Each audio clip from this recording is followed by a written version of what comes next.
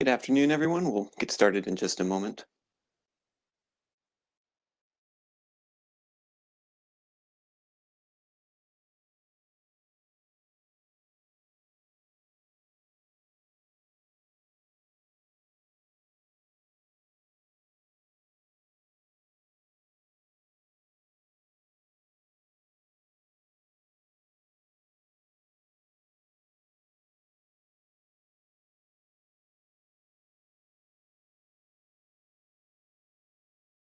Okay, if it's all right with everyone, if we could get started, I think we are about ready.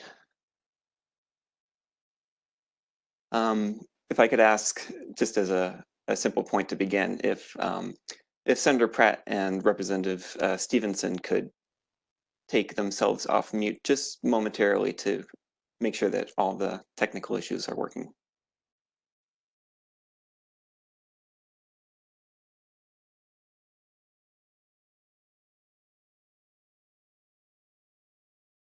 Okay, are we good?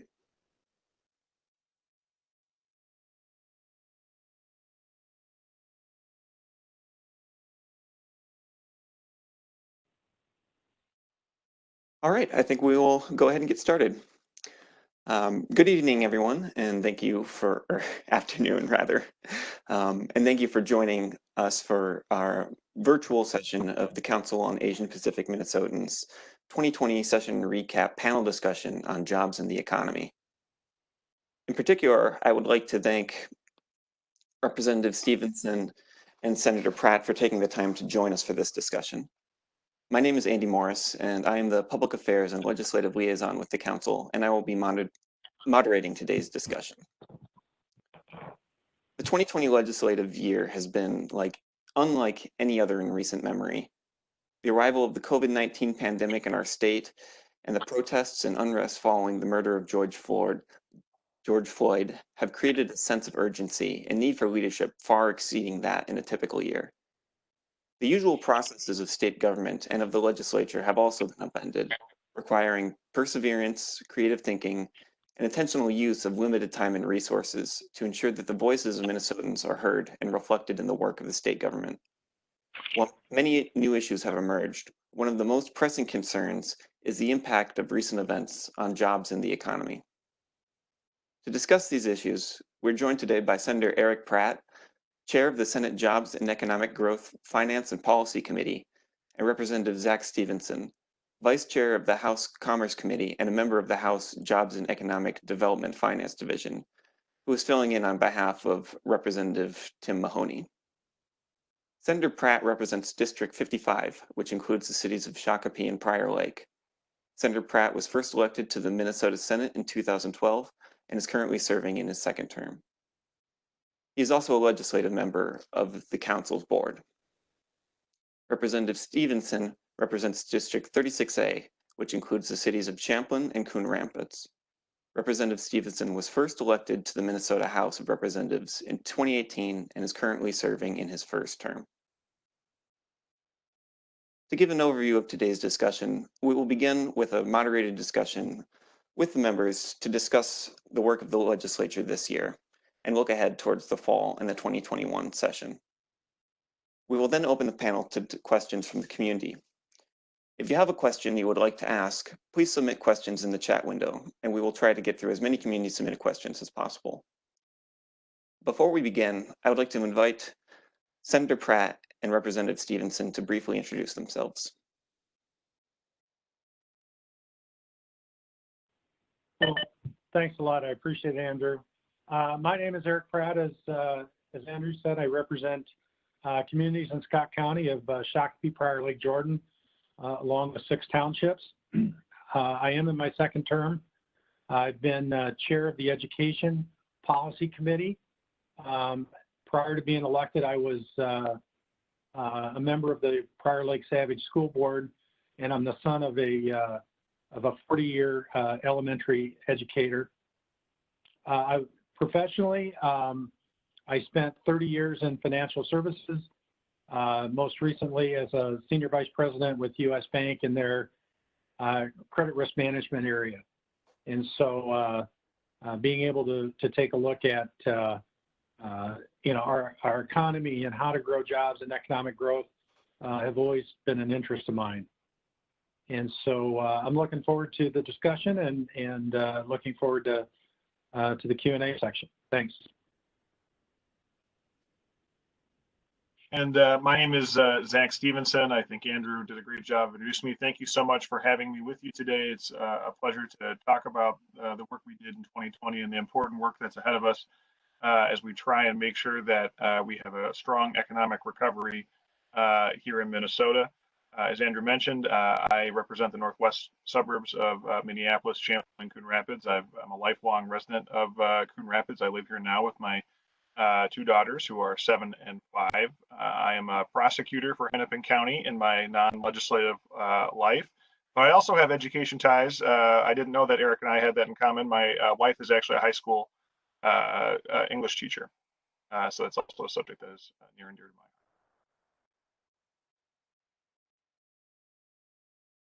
Thank you very much. I'll give an opportunity to our Executive Director, Sia Her, to speak if she would like to at this time. Hi, Representative Stevenson and Senator Pratt. Good morning, good afternoon. I actually don't have a whole lot of comments to say, a whole lot to say at this point in time. I'm the Executive Director, and Senator Pratt is laughing because usually I have a lot to say, but for the purpose of this afternoon's conversation, I want to contribute to keeping the conversation clean by leaving it mostly to Andy, who's our legislative liaison. But I do want to say, finally, hello, Representative Stevenson. I haven't yet had the opportunity to introduce myself to you, but I want to thank you for the great legislation you've carried since your tenure at in the House of Representatives. We've watched you quite closely because I believe when you first came on, you carried some legislation on gender-based violence. So thank you for the great work you've done on that particular issue. And I look forward to this afternoon's conversation and to ensuring that this is not the first time you and I have any interactions. So thank you. Back to you, Andy. Thank you, Sia. I would also like to add that this meeting is being recorded, and we are also joined by other council staff on this call, including our research director, Angela Cameron, our research assistant, Daniel Yang, and our office manager, Barak.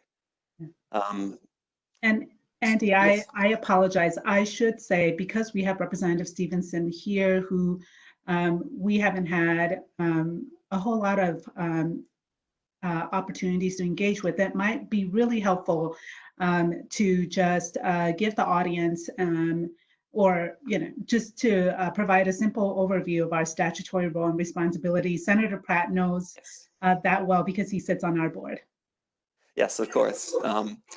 I was just about to, as we begin, note that the reason that the council has convened this discussion is because the council, as one of the state's ethnic councils, is an independent agency within the state executive branch that was established by the Minnesota legislature.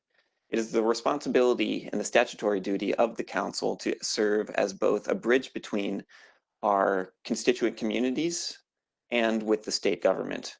We do this by both directly connecting members with state leaders such as Senator Pratt and Representative Stevenson, and then also advocating directly ourselves on their behalf based on our interactions with the community. So with that in mind, we thank everybody for joining us today and would like to hope that this is a very informative and productive discussion. So to begin, I'd like to discuss a little bit by looking back at the 2020 session. As I mentioned in my opening remarks, this has been a very unusual year, and while the beginning of the session back in February may seem as though it were a lifetime ago, I would like to ask our panelists what priorities that they held coming into the session and how those changed or perhaps stayed the same to the point where we are now.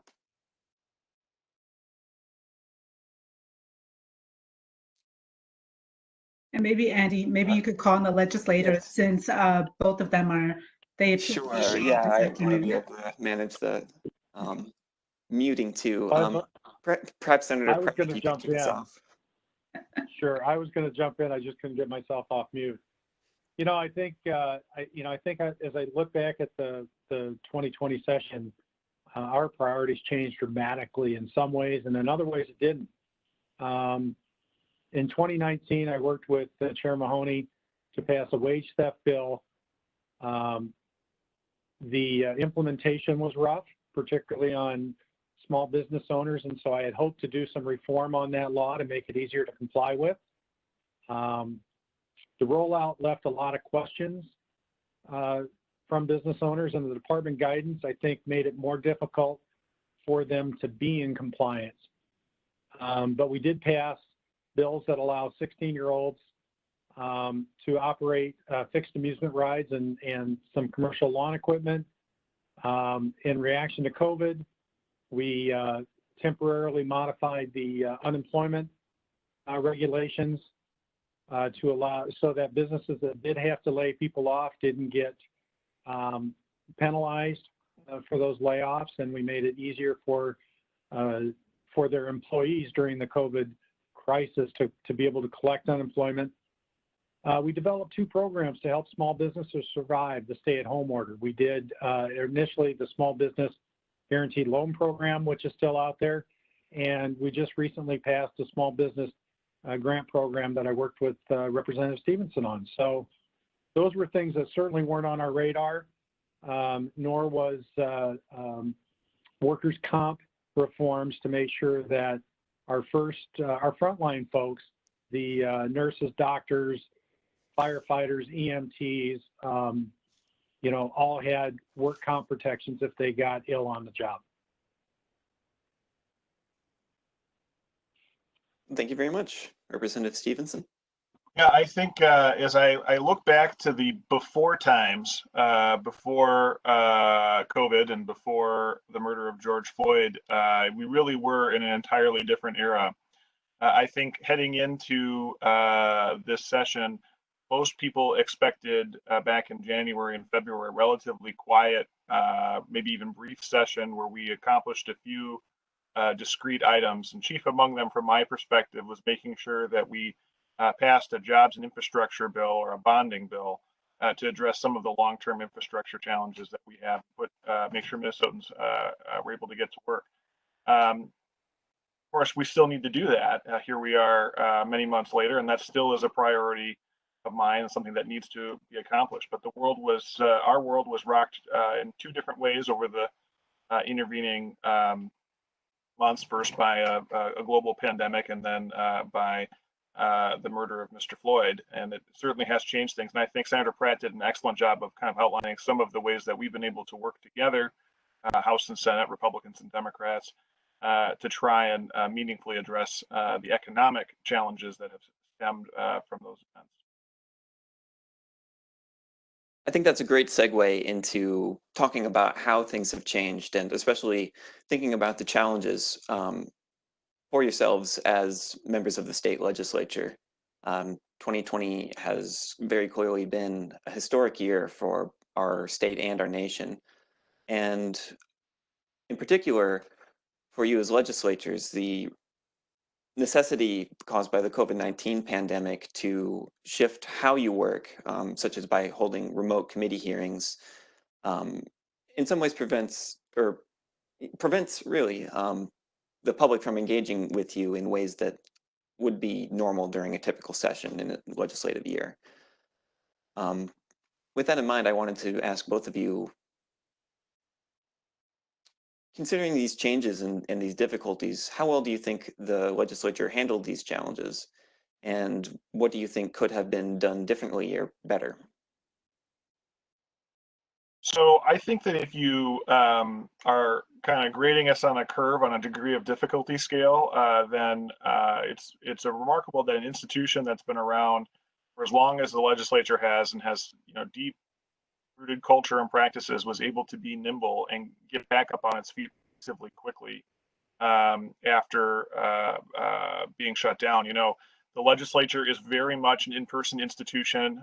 It is not designed to operate remotely with 201 people scattered, literally all across the state. And the fact that we were able to very quickly stand up remote committee hearings and remote floor sessions and pass meaningful legislation is something I think Minnesotans can be proud of, particularly when you consider we're the only divided legislature in the country. The Senate is controlled by a Republican majority and the House is controlled by a Democratic majority. That's the only legislature in the country that's divided that way. And the fact that we were able to get back up and working and work together is pretty remarkable. In absolute terms, I think that there's a lot left desired by the process that we are engaged in currently. I think you are absolutely correct to note that it's very hard for the public to participate in the process that we are using right now. And particularly when we're engaging in weighty conversations like how are we going to reform policing in the state of Minnesota, that is a pretty bad outcome. And I know, Senator Pratt and I have talked before on other panels about how hard it is to actually do the work of legislating in this environment. And communicate with our colleagues on a face-to-face basis, just walk across the hall or walk across the chamber. And I think that does lead to outcomes that aren't as good. So I think it kind of depends a little bit on your perspective. Certainly, I think it's remarkable how quickly we were able to adapt, but I think that the sooner that we can get back to the normal ways of doing business where the public is with us in our committee rooms, the better. Thank you. Senator Pratt? There we go. I would agree with Representative Stevenson. I think it was hard to have public input and dialogue. Everything had to be scheduled in order to get the feedback. So I think the committee structure was not as conducive to being as responsive as we had. And I also felt like it was harder to have good discussion among the legislators. It felt like to me that we had better discussion when we were face to face than when we were trying to do it over Zoom. We had technical difficulties. And so I'm looking forward to getting back to, as normal as we can be here very, very soon. Great, thank you. Keeping in mind this process, as legislators, you of course each have your own particular districts that you come from, but you're passing legislation that is intended to serve the interests of the state as a whole as well.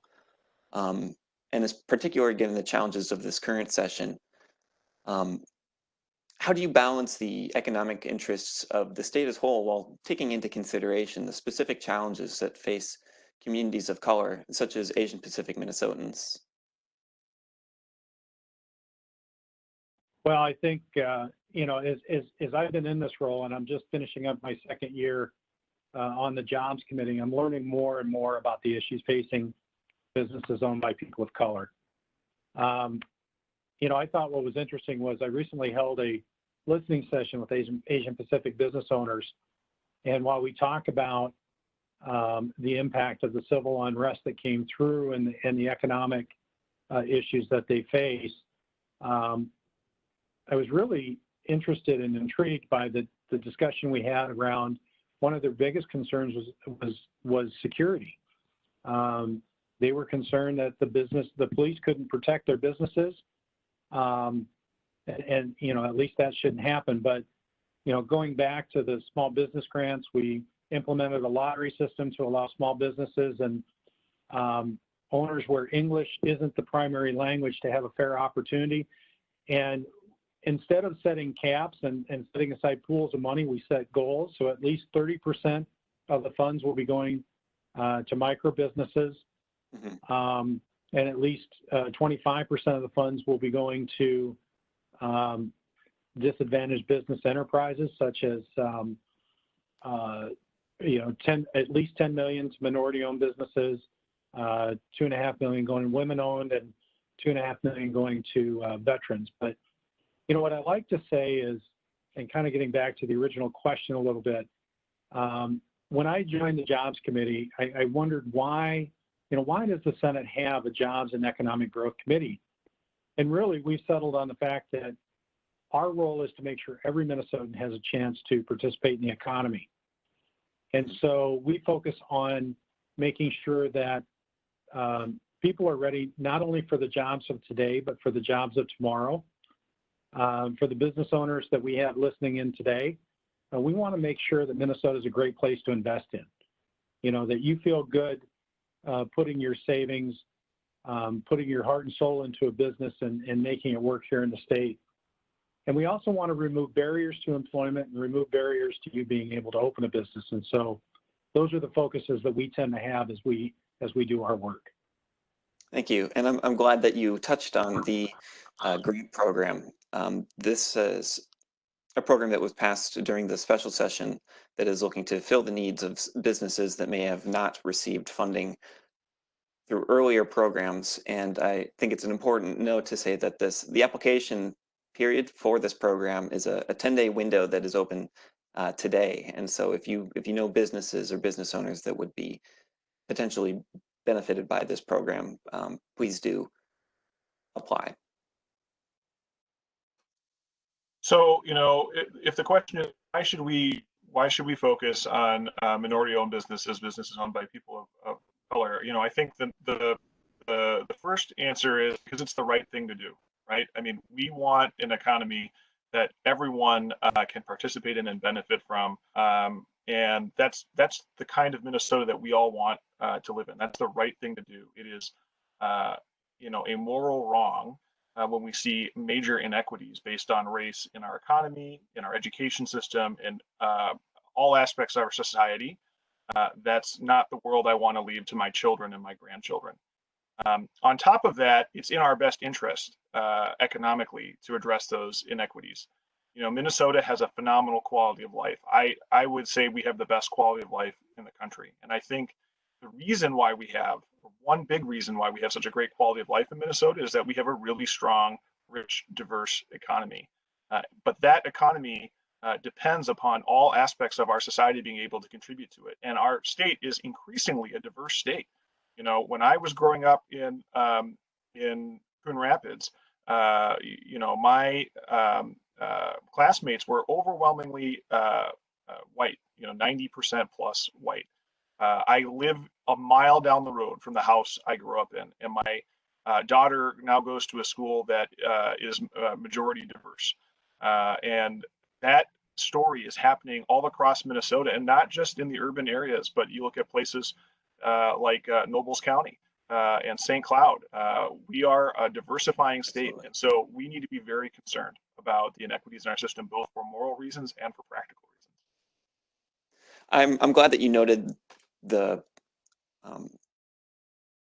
communities that are not just as a state as a whole.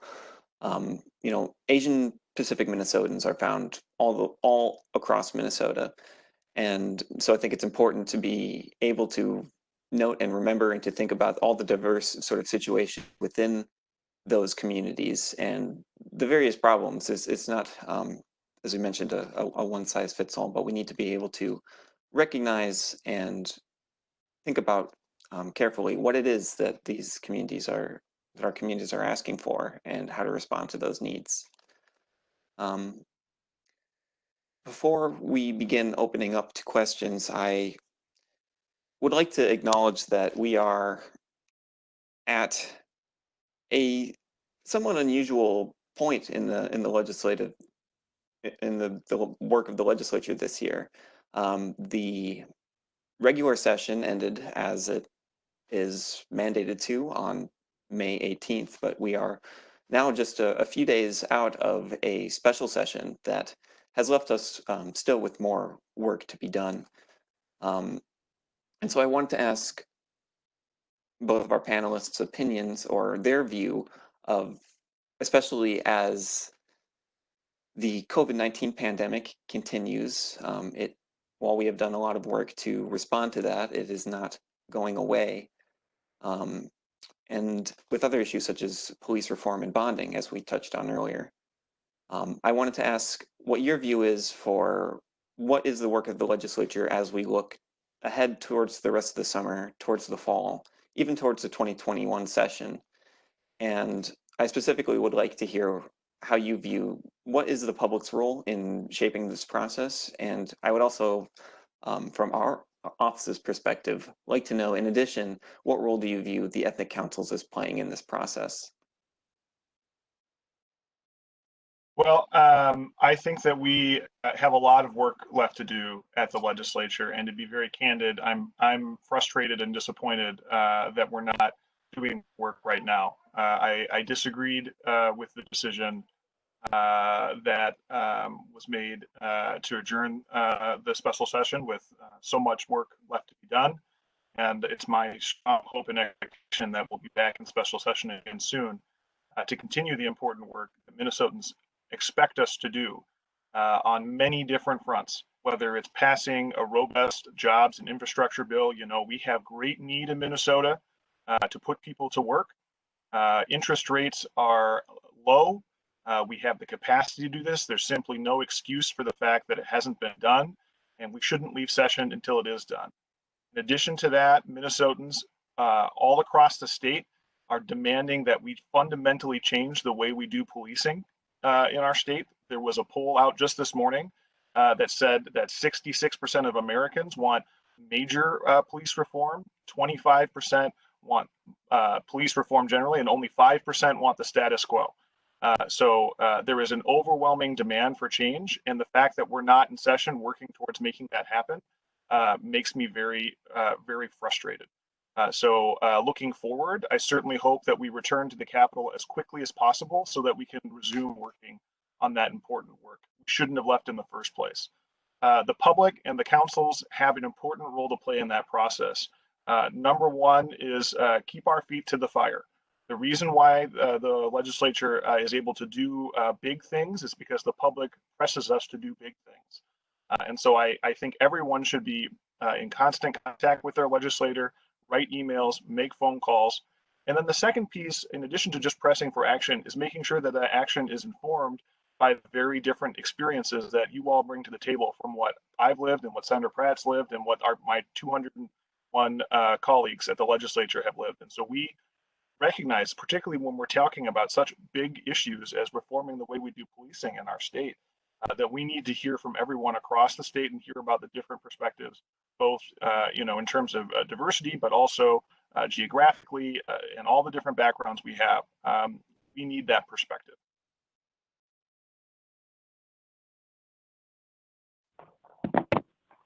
Well, thanks. And I'm gonna respectfully disagree with my colleague about special session. Even though we adjourned the special session, work is still being done. We don't have to be in session to be talking about bonding bills. We don't have to be in session to be talking and coming to an agreement on police accountability. We don't have to be in session to talk about distributing the COVID relief funds or any supplemental spending. The reason we broke out a special session is because the relationships and the trust broke down. We had an agreement to distribute a clean COVID relief bill to the cities and counties so that they could support their residents. And that agreement was broken. The governor is not working with the Republican Senate. As Representative Stevenson said, we have the only split legislature in the country. The governor is working with the House. He's not engaged with the Senate, and that's part of the problem. And that needs to be redone. And it became clear to us as we were trying to close up some of these items where we thought we had agreement, there was no communication coming back. And so it was time for us to walk away, to take a deep breath, clear the slate, continue to work on these things, but then come back together when we have an agreement, rather than the political stalemate and mudslinging that we felt was about to come and would have been detrimental to the state as a whole. My personal belief is that we are far from the one Minnesota that the governor highlighted in his campaign, and I think he needs to step up and take more of a leadership role in building One Minnesota. So, of course, we'll come back. We'll do a clean COVID bill, I hope, a bonding bill, agreeable police accountability. As we move forward into 2021, we're facing a multi-billion-dollar deficit. And so I'll be looking at ways to support economic growth and job growth while balancing the budget. And we'll certainly know more once we get a special August forecast and then our normal December forecast.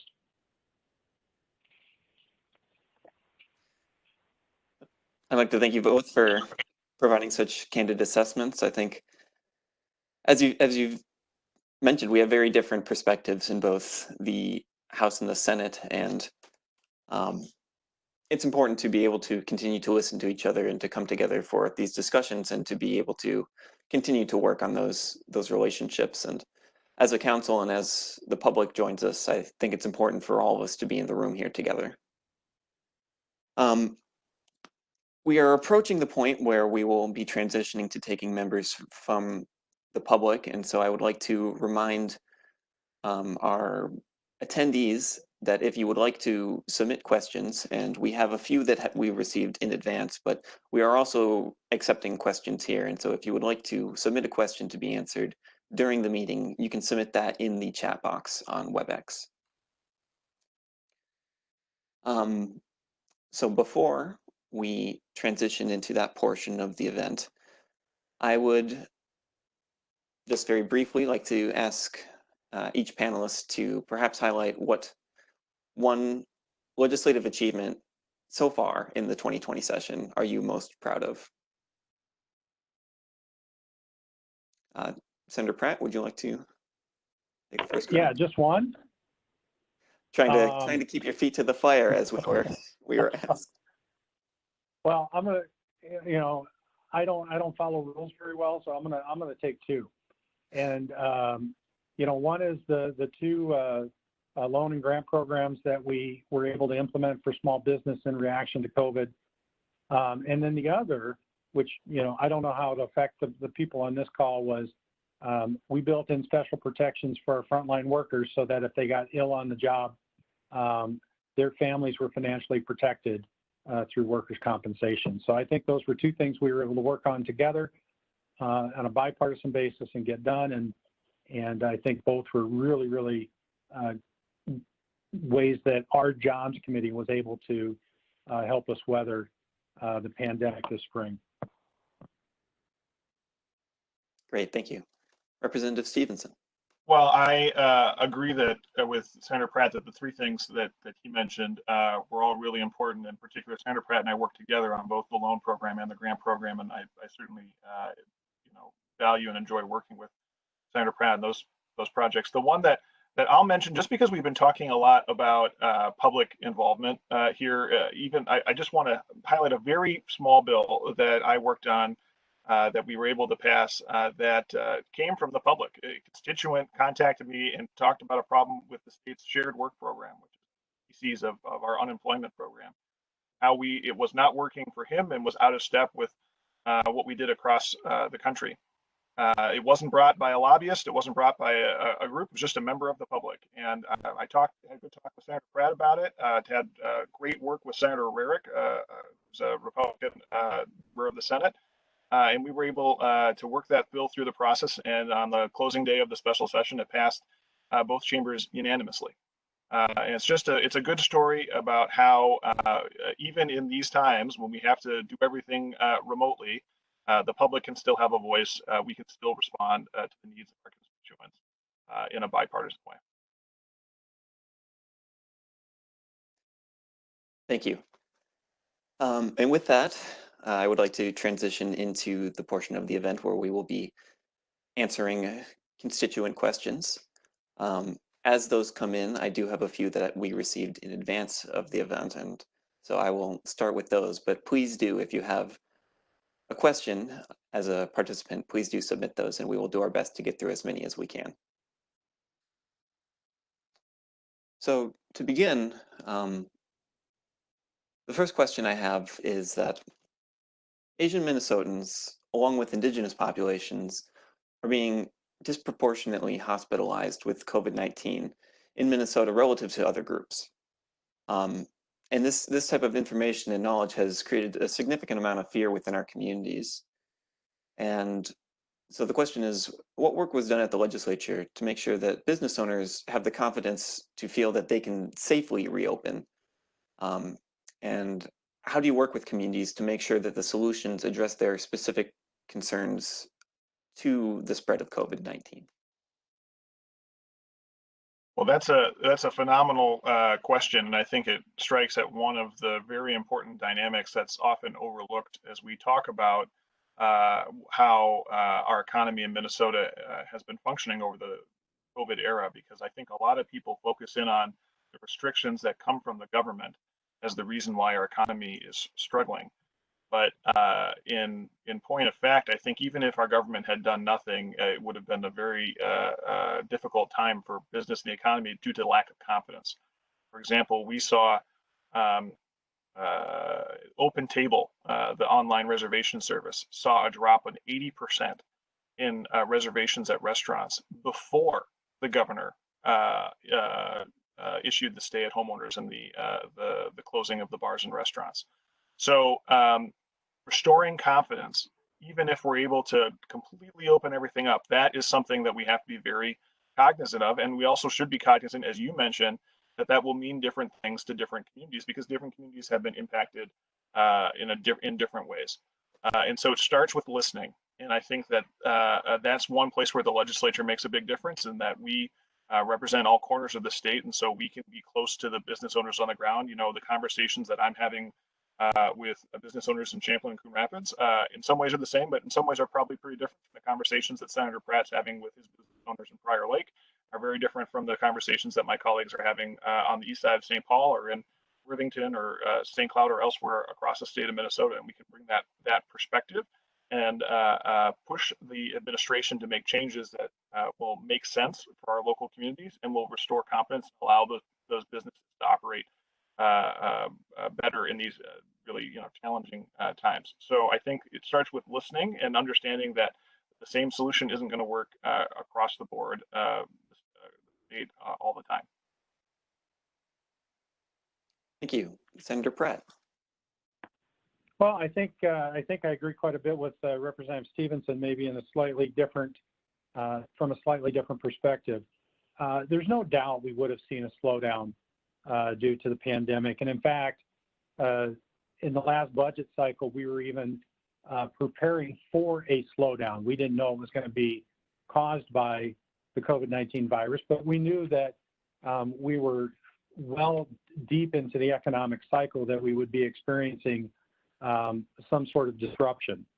And so we left over $90 million in the dislocated worker program, which was basically about the amount that we needed during the Great Recession. So we wanted to make sure that we were well prepared in case there was an economic shock, and we were.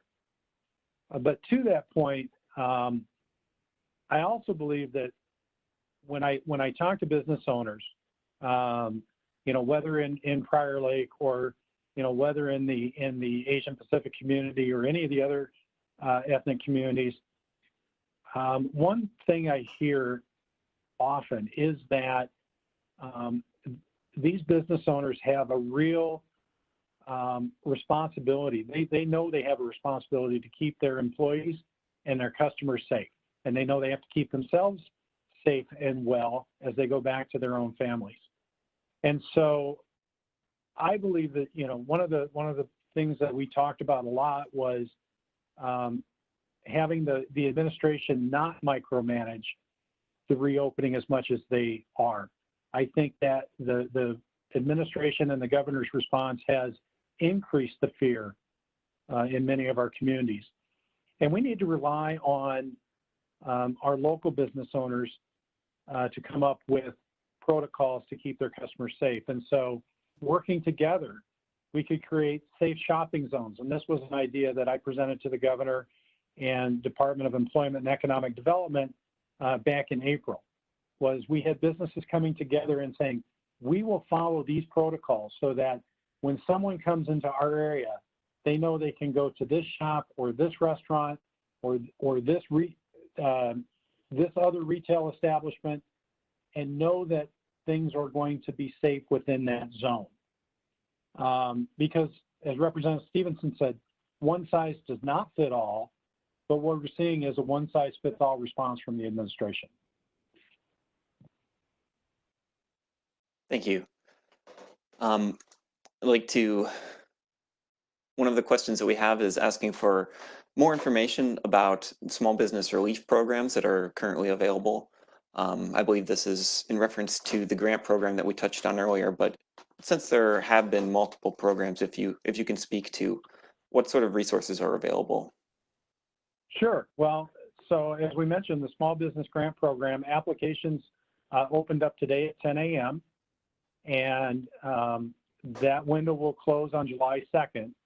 So it's important that to get into the lottery for $60 million in loans that actually grants, right? This is the grants. Yes, thank you. Yeah. The grants. So no responsibility to pay it back.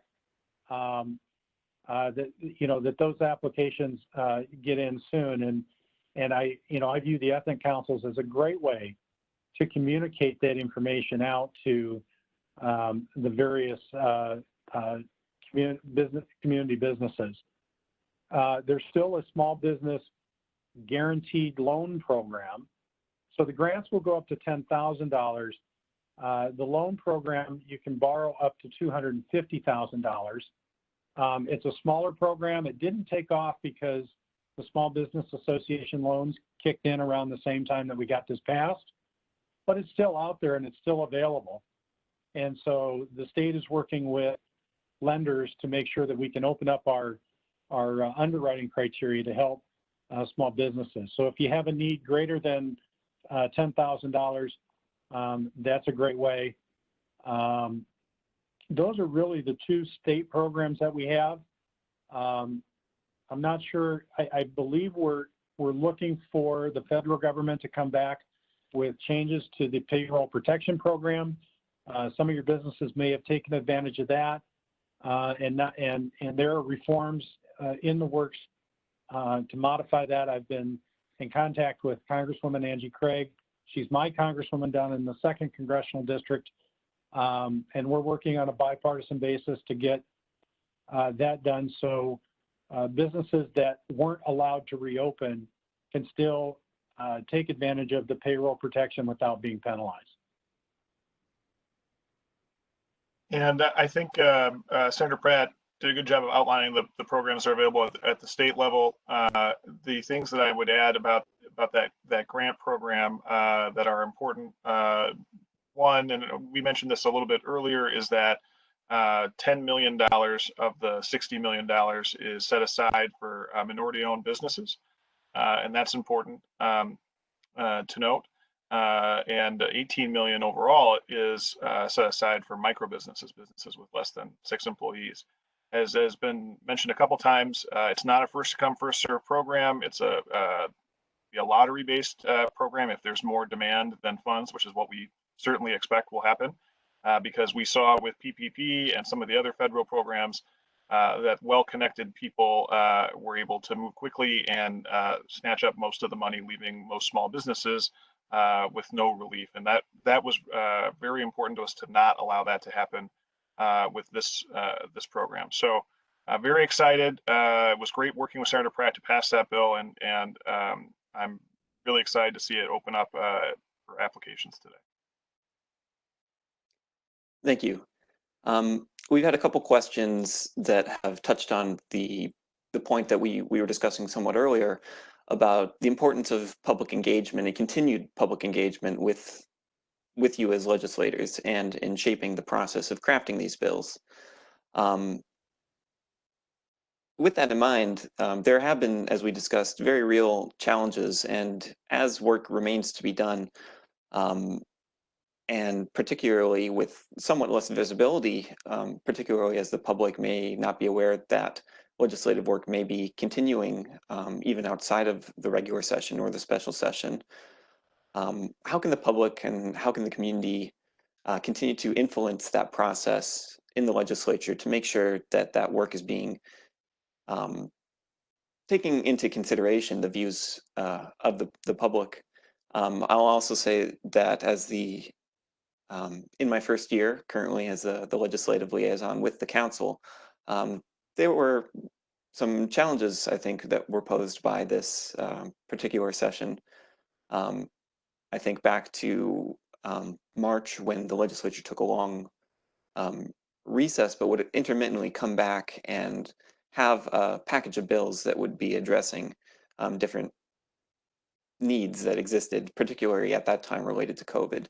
And we were able to, as soon as that information was available, be able to look at it and analyze it and try to get information out to communicate that to the public. But there was a very real challenge in terms of sort of looking behind the curtain and understanding how those bills are being crafted, and where it feels as though perhaps right now we're in a similar type of situation where work is continuing, even though there's not currently a legislative session in progress, making sure that there is robust engagement between the councils, between the public, and with the legislature. Well, I think that's an excellent point to make, and it kind of goes to the heart of the reason why I'm very frustrated with the fact that we're not in session right now, and while I'll have to also respectfully disagree with Senator Pratt about what we should be doing right now. It's true that negotiations and conversations can continue when we're not in session, but those conversations happen behind closed doors with, not known to the public who's participating in it. And I think when you talk about something as big and as important as police reform and accountability, it's not appropriate for the governor, the speaker, and the Senate Majority Leader to hash out a deal behind closed doors and then bring it to the legislature to ratify in a special session. This is a big conversation, and it's unlike, other special sessions in the past where we don't get the work done in the regular session. We come back and fix it up in one day. We didn't spend months and months talking about how we were going to reform policing. This is an issue that has come to the forefront very recently, but it's very important. It touches all Minnesotans' lives, and we shouldn't be doing it in backroom negotiations. We should be having, a lot of committee hearings with a lot of chance for the public to watch, to weigh in, either in the committee hearing or to contact their local legislature and say, hey, I have a good idea, or I don't think that that's a very good idea. And instead, what's happening right now is we're shut down. The public doesn't know who's having these conversations or when they're happening. They can't tune in and watch. I hope that we get back into action quickly, because I think that this topic is too important. The public is too engaged. We need to be doing this in a transparent, open, and accountable fashion. Well, I think there's some areas that we can agree on in that statement, and some areas where I think we just have a different perspective. Andrew, you mentioned that we took a long break and came back intermittently during the regular session.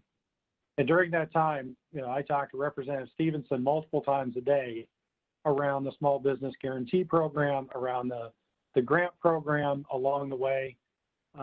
Those were deals that were agreed to between the House and the Senate. One of the things I regretted about the initial deals is we were just learning how to work in a pandemic world, was that we didn't have those hearings. We didn't have those opportunities to then come out and say, here's what we're proposing, here's what we're going to take up in the next session. When we did the small business grant program heading in a special session, I made sure that, and the House did as well, that we each held hearings to review the proposal before it went to the floor. And I think that was something that we learned going forward. And the Senate held hearings on bonding during the special session. My guess is we'll still hold hearings on bonding. We hold hearings in the interim all the time.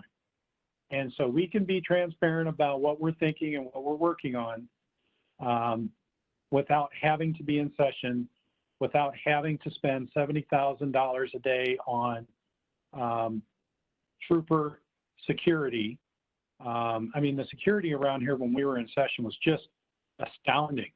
And I talked to state troopers that had been working 20-hour days and putting in a ton of overtime to keep us safe. And I really appreciated all their work and their efforts, but quite honestly, it was also time for them to get back to their families.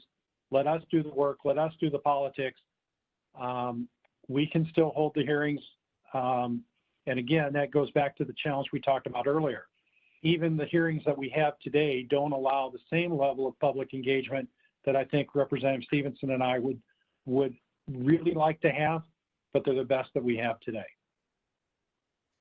Just following up on these points slightly, I would like to get your perspective on the role that the committees have in shaping the legislation during this current process.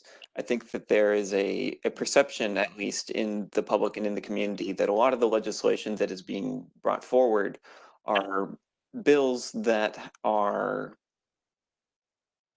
getting passed because they have the agreement of the leaders. And so I think sometimes in both chambers, and I think sometimes there's a bit of skepticism that their engagement with the committees is a little bit not quite fully heard, especially in consideration of how fast things have been moving recently. And so I'd like to put that to both of you to discuss what sort of input is being heard and taken into consideration, and is this not something that is just being agreed upon and then being put to both chambers? Well, I'll let Representative Stevenson speak for how things work in the House, but here in the Senate, one of the things I appreciate about Senator Gazelka's leadership is that he relies and gives a tremendous amount of authority to his committee chairs. And so when we're talking about police accountability, the committee chairs that have oversight of those areas are deeply, deeply engaged. They're actually the ones having conversations with their House counterparts. Just as when we were working out the guaranteed loan program and the grant program that was recently passed, we worked with Chair Mahoney and Representative Stevenson to get those developed, and then the leaders came back and, for lack of a better term, ratified our agreement. And I can tell you, I've talked with Senator Senjum on the bonding bill. He's working with Representative Murphy in a very collaborative process. And so it's not just 3 leaders coming together or 4 leaders coming together. It's really the committee chairs doing the work and taking it up to leaders to say, okay, we will support this. And I think that's what was so disappointing about the COVID relief funds, was that we thought we had a deal and the supplemental budget got added to it when we wanted just a clean bargain on that and talk about supplemental budget separately. So I think even before pandemic, looking at the last 5 years, there has been increasing concern about centralization of decision-making in the legislature, that fewer people are making decisions. And that's been a creeping problem, not necessarily a Republican problem or a Democratic problem, just a problem at the legislature over the course of many years. And I think many of us would like to see that progress be made on that point. The pandemic has made that problem even worse from my perspective, for obvious reasons. It's just really hard to have a fully functioning committee hearing, or to have, as Senator Pratt mentioned, have a discussion across many members across a table, have the public weigh in. Right now, it makes it very difficult. We have tried very hard in the House to, particularly with regard to the police reform bills, to reverse that trend, to really listen to the People of Color and Indigenous Caucus, the Posse Caucus, and the public. Before the special session even started, we heard from Senator Gazelka that the Senate would not stay for longer than a week. And the result of that was that the House Public Safety Committee had marathon public hearings on Saturday and Monday of the session. I believe they were in for 7 hours on Saturday and another 5 on Monday, to give the public a chance to hear what is on the table, why are people thinking about it, provide feedback, weigh in. You know, my police chief contacted me and said, hey, I have a strong view about this arbitration reform provision. I would like to testify, so I arranged for him to testify. I know a lot of other members brought members of their community into the committee to testify and speak to the committee. And that's good. That's the way it should happen. We should have more of that. And if we hadn't had the artificial constraint of a week deadline announced even before we gavelled in, maybe we would have had more opportunity for the public to engage. But I do think that this is a macro problem that's been happening for years, and it's going to take a really strong effort to try and stem the tide. Thank you. I'm shifting gears. We have a question from the Karen Organization of Minnesota. They ask, we've heard many concerns from clients in food production and manufacturing about workplace conditions, including inadequate safety measures and employers pressuring workers to come into work even after they have tested positive for COVID-19. We have attempted to bring this issue to multiple state agencies, but we have been told that there is little recourse for employees since OSHA can only make suggestions rather than enforcing requirements. Is this an accurate description of OSHA's role? And if so, what additional actions is the state legislature willing to take to protect workers in these facilities? I'm not sure I can answer the accurate perception of what OSHA does. Maybe Senator Pratt will have a good answer on that question. But I will say that I've heard from a number of constituents in my district. They're generally in the medical field, but I know it's been a problem in meat processing and other venues as well about not feeling like their workplace has adequate safety preventions and feeling like they were pressured to go work in an unsafe environment. And I have raised that concern multiple times, both with my leadership and with Deed, trying to figure out how to go at it. And what's alarming to me is there's been conversation on the flip side of that from some groups about wanting to limit business liability if some of their employees do get sick. I'm hearing a lot of concerns from workers who are worried about going to work in unsafe environments. I certainly am not thrilled that there's an idea that we're going to shield employers from liability if they have unsafe working environments. So I think this is an issue that is ripe for discussion as we go forward. Well, and I would say that the characterization that OSHA doesn't have any sort of authority is not correct. In fact, I was just talking with a group today that has filed several OSHA complaints against some employers, and the Department of Labor and our OSHA group has not followed up on them. And so that's something I'm going to be talking to the Department of Labor about today to make sure that we can get those safety hazards corrected. Look, no one should have to decide whether or not they should be safe either from the pandemic or working in unsafe working conditions that can harm them physically and providing for their families. And that's something I think both Representative Stevenson and I can find common ground on. But, we aren't enforcing the laws as well as we should. And I believe we have a number of laws on the books already to take care of this. They just need to be enforced. And so this was something that came to my attention this morning, and I hope to be able to follow up with the Department of Labor, if not today, yet this week. Thank you. The next question speaks to some of the hurdles that businesses and that we have heard from repeatedly have faced in terms of challenges in getting some of the resources from programs, not just in the state, but also the federal, some of the federal programs, such as the Paycheck Protection Program. And it's that 48% of Asian-owned businesses in Minnesota have less than 5 employees. Many of these businesses are family-owned and are the results of decades of sweat equity and family financial support. Some of the difficulty in receiving some of the resources that have been available is that in part because of this background that some of these businesses lack existing relationships with some of the financial servicers that have acted as the intermediaries basically to help process and distribute the actual funds themselves. Or they face technical expertise in terms of gathering documentation or need language support to be able to actually submit the applications, making it harder for them to be able to access resources than it would be for other businesses. What has the legislature done, or is there anything that's being done in consideration of these needs to support these small minority-owned businesses with these challenges?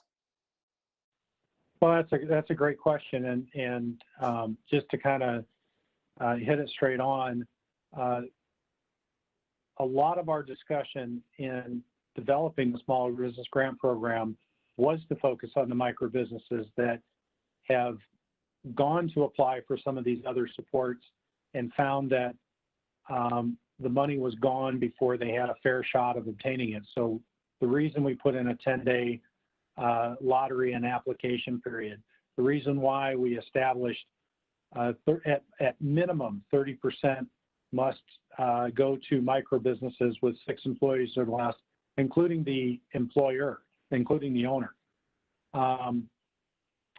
But there is a real need for businesses, and particularly, I think, immigrant-owned businesses, to establish those relationships with financial institutions.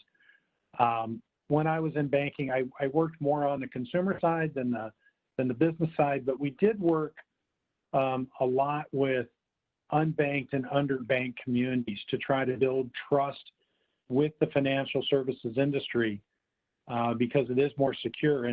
And one of the stories I heard from an owner on University Avenue was he kept his life savings in a safe in his business. He thought his business was more secure than his home. These were documents, these were funds that should have been in a safe deposit box, should have been in a financial institution where they were insured, and unfortunately his safe and his life savings were stolen. And so there needs to be better outreach from the financial services industry into these communities. And there are a number of folks doing it, Western Bank, Sunrise Bank. I know we've developed relationships with Neighborhood Development Corp and META to try to get that information out. Hmong American Partnership, Hmong Chamber, Chinese Chamber, along with a number of other groups are working to build those relationships. But I think there has to be, we've got to figure out, and I don't know that it's legislation as much as it is somehow trying to figure out a way to build that relationship between the banking industry and our minority and immigrant business owners. So the concerns that were mentioned in the question are exactly the concerns that I had at the forefront of my mind as I was working on the grant program. And I think Senator Pratt mentioned some of the key features of that program that were designed to make sure that everyone, and minority-owned businesses in particular, had access to the program, whether it's the lottery aspect of it, the fact that a certain amount of the money was set aside for micro businesses, $18 million and $10 million for minority-owned businesses. Those were key features of the program that we put in specifically because of the concerns you mentioned. You know, I talked to a constituent of mine who works at a major financial institution here in Minneapolis that participated in the PPP program, and what he told me was, unless you had a significant and pre-existing relationship with that bank, you had no chance at getting a PPP funds. That those funds went directly to their best clients that they had been working with for years, and the small businesses or people who came to the bank trying to get access to that program had zero chance, which meant that they spent. I talked to many business owners in my district who spent a long time filling out complex applications to try and get PPP loans or SBA loans, only to find out that the money was gone even before their application went in. And that just drives me crazy. And so we wanted to create a program that everyone had a shot at. Another feature that I would mention that I think is pretty good about the program that Senator Pratt and I worked on is that the application is relatively straightforward and simple. It should not take someone several days to pull together this application. It should be a very straightforward and simple application that people are able to put in. So I think that's very important. I think there are some other ideas that we've tossed around at the legislature to try and get more people into the banking community, and Senator Pratt and I have talked about some of those in the past, and I hope we continue to talk about those. I do think that there are some barriers in law that are unnecessary that stop people from getting into the banking system when they otherwise could be in the banking system. I want to reiterate, as we're talking about the intentionality with the grant program to make that much more intentional, is that one of the barriers that we've come across in our communities is related to technology. And correct me if I'm wrong, but I believe the application for the grant program must be submitted online. Is that correct? That's a good question that I don't know the answer to. Must be. I don't know, Eric, do you know if it has to be online? I didn't think it had to be because we were going to be partnering with the Minnesota Initiative Foundation and local nonprofits locally that should be able to help with the application process. So if someone doesn't have access to the internet, the ability to apply directly online, they should be able to reach out to the network of supports that we have, and those should be listed on Deed. So while the application may have to go online, there are support systems out there that, and I believe NDC is one of those I talked specifically to that was planning to help. I know we had conversations with Hmong American Partnership and Hmong Chamber as well, and the Chinese Chamber. So I'm hoping that that if someone doesn't have the technology to access the application, one of these members in our local networks that have helped us with these types of programs in the past will be able to help people apply. Great, thank you. And maybe we can get some of that out to these folks yet today, because it should be on the Deed website. Great, thank you for clarifying that.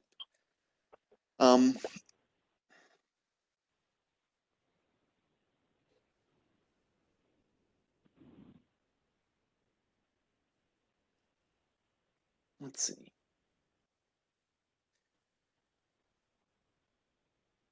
Well, we've talked about some of the support and looked at some of the businesses that were affected by issues in the metro, such as the recent unrest.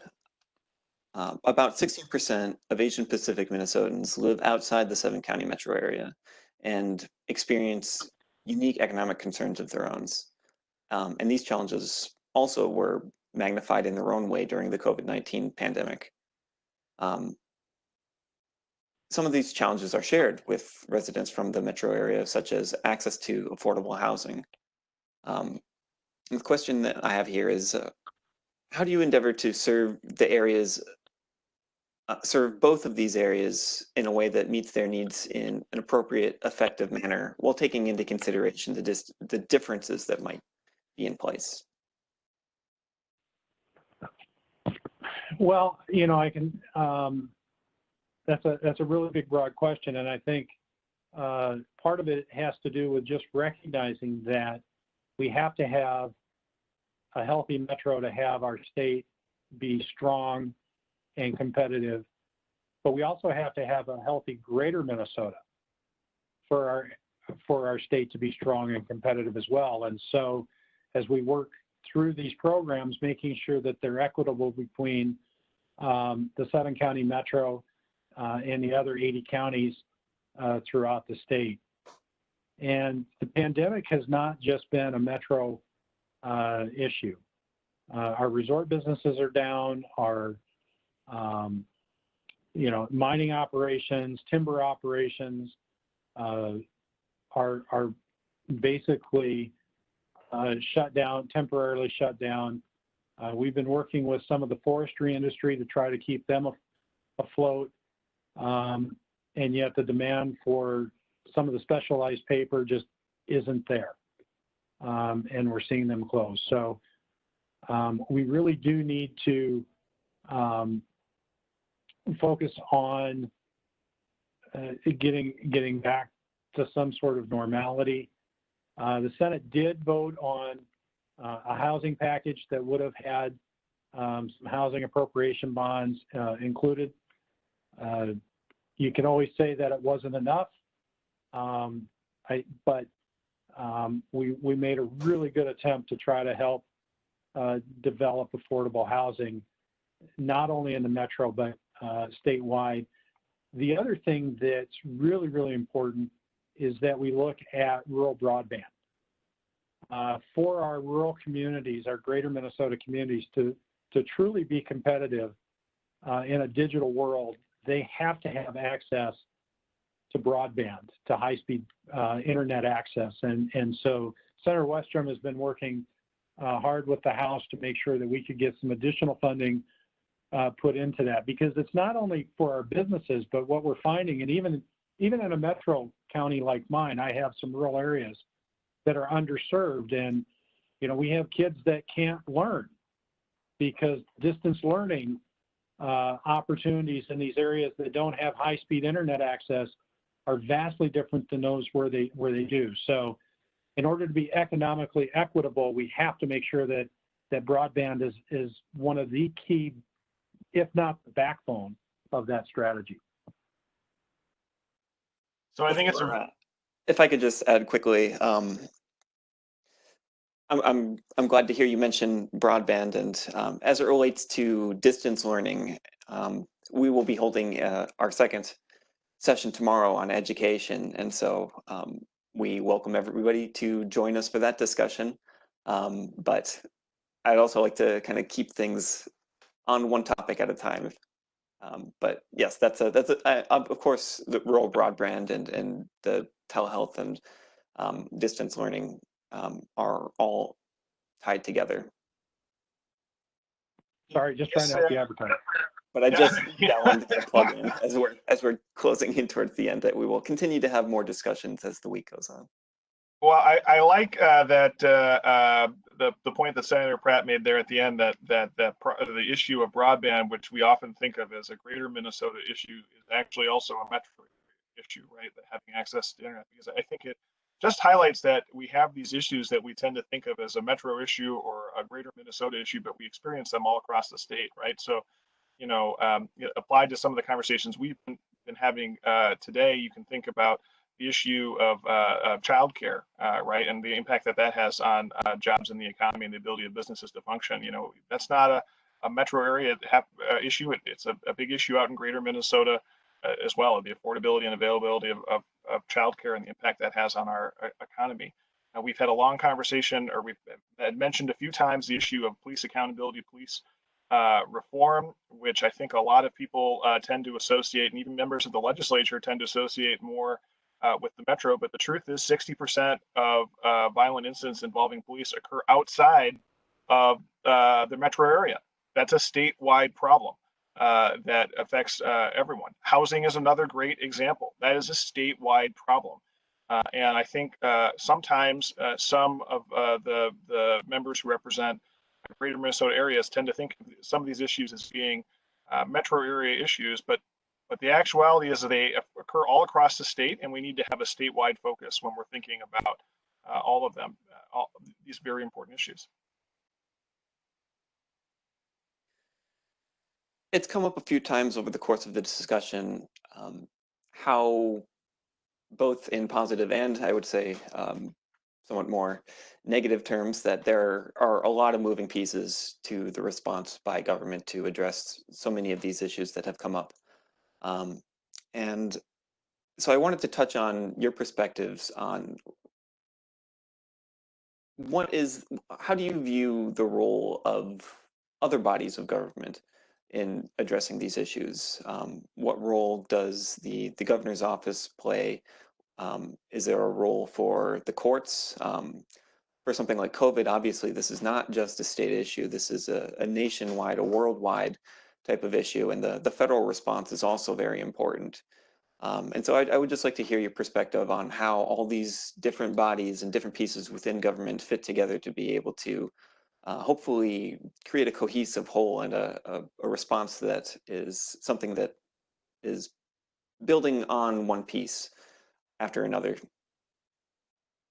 Yeah, it's an all hands on deck moment, isn't it? I mean, the issues that we are addressing right now, whether it's this pandemic or the policing issues, the economic issues, they impact every layer of government and every branch of government, right? It's an issue that these issues are coming up in city council meetings all the way up to the presidency.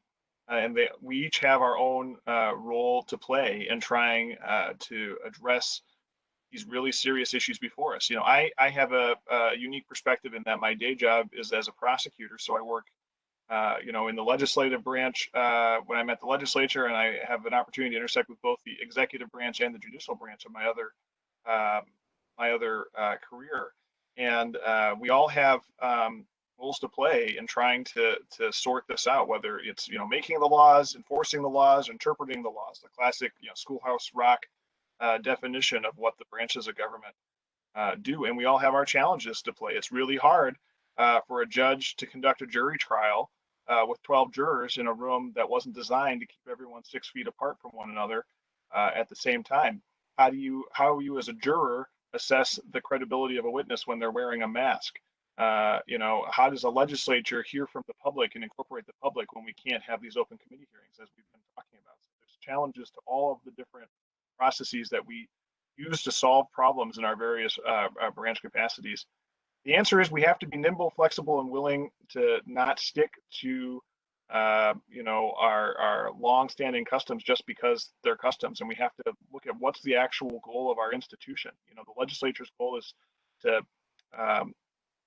incorporate the public, you know, the people closest to the public into the decision-making process. And it kind of goes back to what we were saying earlier. You know, we need to be cognizant of the fact that just because we used to adjourn every year on May 18th because or at the third week of May, because that's when farmers need to be out in their fields. Well, this year with a pandemic and these big police accountability discussions, that doesn't make sense. And we have to be more nimble and willing to adjust to meet the demands that are placed on our institution in these really unusual times.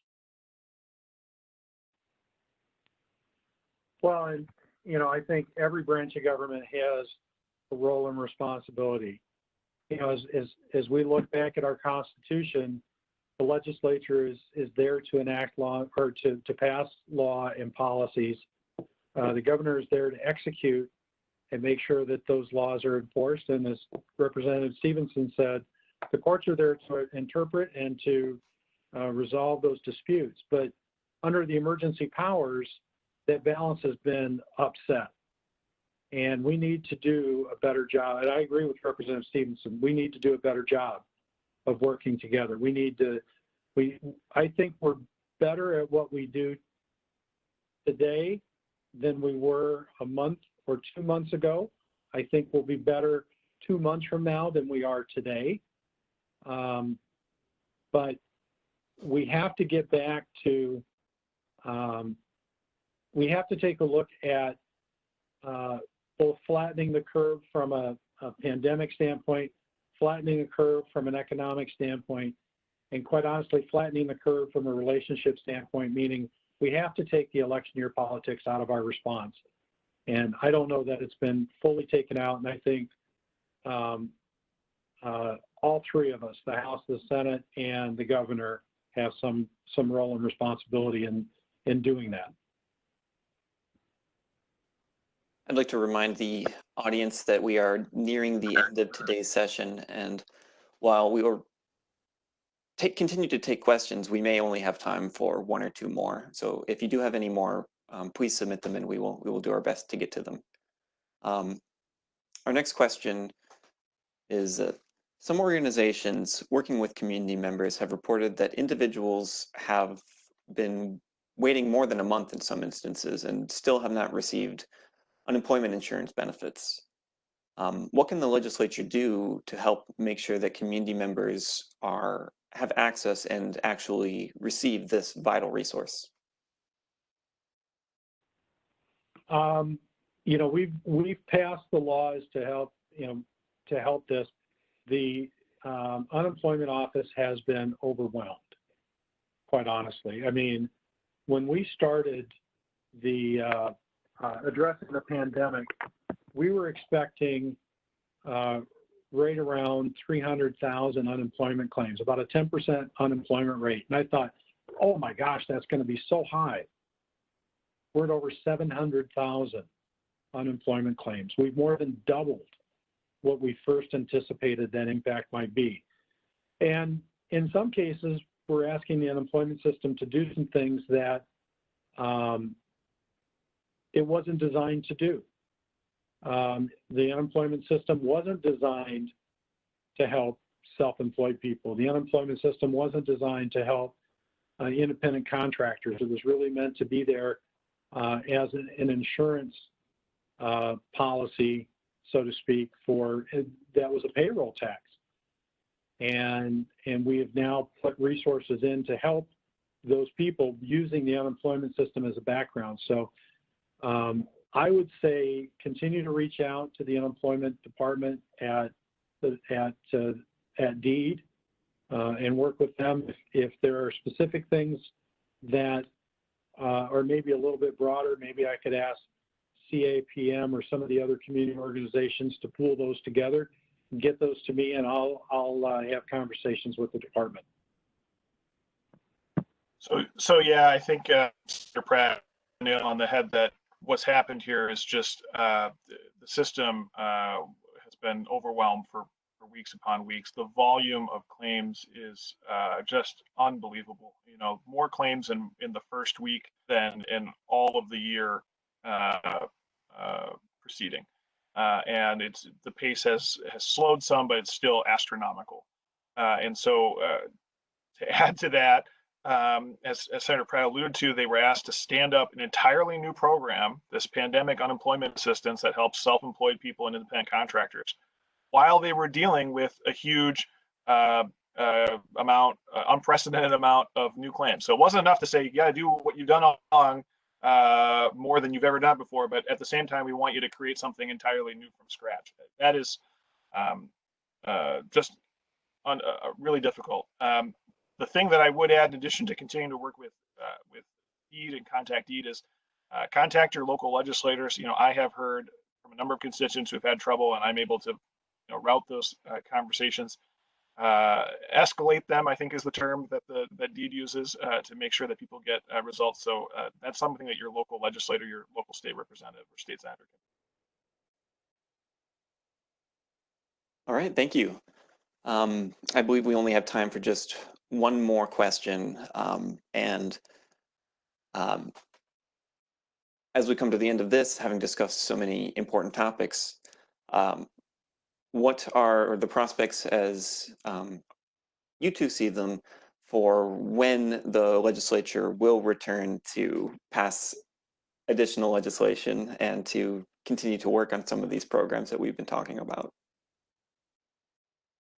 Well, I'll say aspirationally that I hope it happens as soon as possible. The reality is that we don't really know yet. We've heard, well, one thing we do know is that if the governor wants to extend his emergency powers an additional 30 days, the current emergency runs out on July 12th. And if he wants another 30-day extension, he'll have to call us back in on July 12th. So maybe that's the outer limit of when we'll be back in session. But I will be very unhappy if we are not in session between now and July 12th. And from what I'm hearing, both from my leadership and from Senate leadership and from the governor, is a broad expectation that we won't take that long, that the break here will be more like a week or 2 weeks. But if it were up to me, if Zach were king for the day, we would have been in session on Saturday and Sunday and yesterday. Well, and I don't know.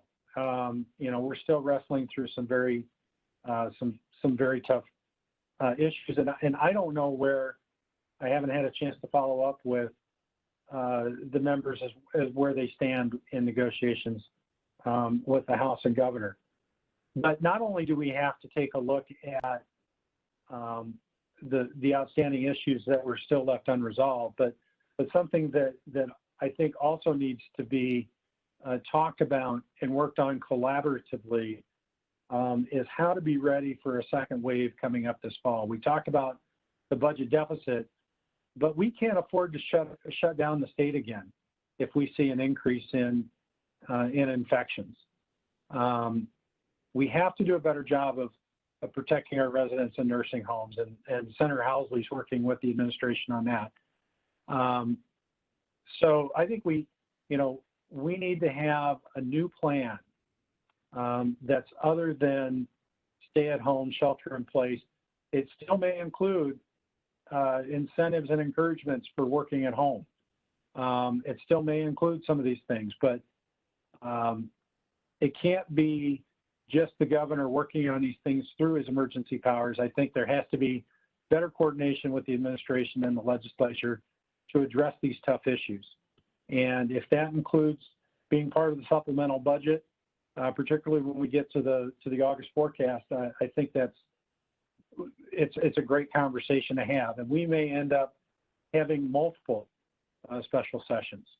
Because again, just because we're not in session doesn't mean we're not meeting, doesn't mean we're not working. I'm not out on the lake or playing golf every day. I'm usually on the phone, just like I would be if I were in session. And so, but both the Senate, I can tell you from the Senate perspective, we feel a sense of urgency to get this done and get it done soon. All right. Thank you very much. I'd like to extend a very warm thanks to both of you for taking so much time to join us today to discuss these issues. And at this time, I would like to invite Sia to come back and offer some closing remarks. Great. Well, thank you so much, Andy, and Senator Pratt and Representative Stevenson for a very dynamic conversation about what happened during the regular session, as well as what happened during the special session, as well as what didn't happen that you individually believe should have happened. I'm in my 7th year as executive director at the State Council on Asian Pacific Minnesotans, and I have to say that in all of the years during which we have hosted these session recaps, I can't recall a time when I have enjoyed the conversation as much as today. So thank you so much for making this a reality. I think what I walked away with from this first panel, Representative Stevenson, Senator Pratt, is that regardless of your political party, regardless of race, ethnicity, and how our stories began in America, I think generally we can all agree on a number of things, but one of which that is so critical to the work of the Council on Asian Pacific Minnesotans is the belief that government cannot function without active participation of at least some of its people. The ethnic councils, our council is the youngest of the state's advisory councils. We were created in 1985, and since then we have gone through several iterations of having our enabling statute be revised. But regardless of the revisions to our enabling statute, what remains is that the legislature hoped that as we go about carrying out our statutory duties, that we contribute to increasing the number of Americans who are involved in their own governance. And so, as executive director, while all of you were engaging in the conversation, I was reminded of the fact that when the Council on Asian Pacific Minnesotans was created in 1985, the Asian Pacific Minnesotan population made up less than 1% of Minnesota's population. And today we make up slightly less than 6%. But to that point that both of you legislators have made repeatedly throughout this conversation is that Minnesota is increasingly diverse, right? And so today, communities of color make up about 20% of Minnesota's population. And what that says is that as Minnesota continues to become increasingly diverse, that the noble intentions of government are no longer good enough, right? That for government to actually be able to carry out its missions, it has to have engagement from the people who are the experts of their own lives. And that then brings me to this point about why we have these session recaps. At the council, we strive to inform Asian Pacific Minnesotans about key legislative achievements during any given legislative session. We strive to connect community members with some of our most powerful legislators. That's why we have the chairs. That's why we're featuring the chairs of respective committees during these panels. And oftentimes the most powerful members of the legislature are not necessarily the representatives of community members, whether you're talking about the House or the Senate. And so there's novelty in putting before the community really the chairs of the committees, if not the Senate majority leader or the Speaker of the House. And third, with the session recaps, we strive to impress upon community members the importance of engaging in the policymaking at the state level. And that's obviously increasingly important as Minnesota becomes more diverse. We are hearing from community members more so now than we have ever heard because of COVID, because of the crises that erupted after George Floyd's death. And so having the opportunity to just bring the two of you together for a conversation with us about how Asian Pacific Minnesotans have been and can continue to be woven into the policymaking process is just such an honor for us at the Council on Asian Pacific Minnesotans. I would just then end on the note that we are a nonpartisan office, and I know that sometimes that message gets lost on members of the DFL caucus as well as members of the GOP caucus, but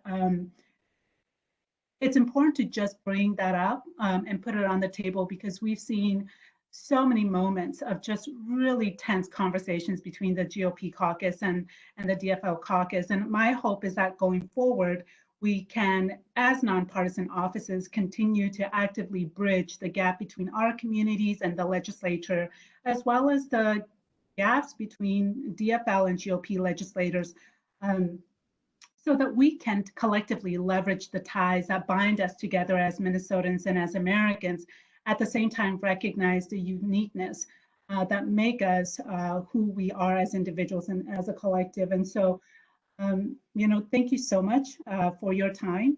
And, please don't be a stranger to the council. And this message is particularly meant for Representative Stevenson, since Senator Pratt is probably likely to say that I take up a lot of his time since he is the sitting legislative member on our executive committee. And so, I would also add that, I am so grateful to the community members that are on the call that remain with us throughout the call because the topics at hand are so critically important.